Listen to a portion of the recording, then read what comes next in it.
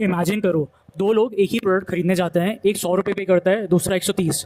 और सबसे शॉकिंग बात, कंपनी के हिसाब से दोनों प्रोडक्ट्स ऑलमोस्ट सेम हैं, तो फिर एक्स्ट्रा 30 रुपये गए कहाँ? रिसर्चर्स भी इसी सवाल का जवाब ढूंढ रहे थे। शुरुआत में उन्हें लगा ये एक सिर्फ कोइंसिडेंस है, फिर उन्होंने एक रेजर देखा, फिर डिओड्रेंट, फिर लोशन, फिर डजन्स ऑफ प्रोडक्ट्स, और हर बार वुमेन वर्जन ज़्यादा महंगा निकल रहा था। अब सवाल ये नहीं था कि डिफरेंस है या नहीं, सवाल ये था कि कंपनीज आखिर कितना एक्स्ट्रा चार्ज कर रही थी।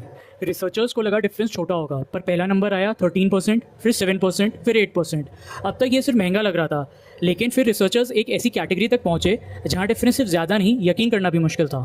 जब उन्होंने ड्राई क्लीनिंग प्राइस कंपेयर की तो कुछ केसेस में वुमेन शर्ट को ड्राई क्लीन करवाना मेन शर्ट से लगभग डबल तक महंगा था। अब आप सोचोगे क्या बस यही प्रॉब्लम थी? लेकिन एक्सपर्ट्स को कंसर्न ये नहीं था, कंसर्न था कि ये एक्स्ट्रा कॉस्ट बार बार सालों तक आखिर कौन पे कर रहा था। कई कंट्रीज़ में वुमेन ऑलरेडी एवरेज कम अर्न करती हैं, मतलब कम इनकम और कई बार ज़्यादा प्राइसेस।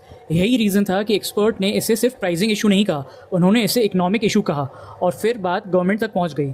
गवर्नमेंट्स ने सोचा प्रॉब्लम टैक्स की है, इसलिए कई कंट्रीज़ ने टैक्सेस हटा दिए। लेकिन फिर एक प्रॉब्लम और सामने आई जो ज़्यादा कंट्रोवर्शियल थी, क्योंकि पिंक टैक्स का सबसे बड़ा हिस्सा गवर्नमेंट्स लेती ही नहीं। एक्चुअली पिंक टैक्स का सबसे कंट्रोवर्शियल पार्ट टैक्स है ही नहीं। पिंक टैक्स का लेसन सिर्फ वुमेन के लिए नहीं है, हर कंज्यूमर के लिए है, क्योंकि मार्केट में कभी कभी प्रोडक्ट नहीं बदलता, पैकेजिंग बदलती है और प्राइस भी। इसलिए स्मार्ट कंज्यूमर्स प्रोडक्ट कंपेयर नहीं करते, प्राइजेस कंपेयर करते हैं।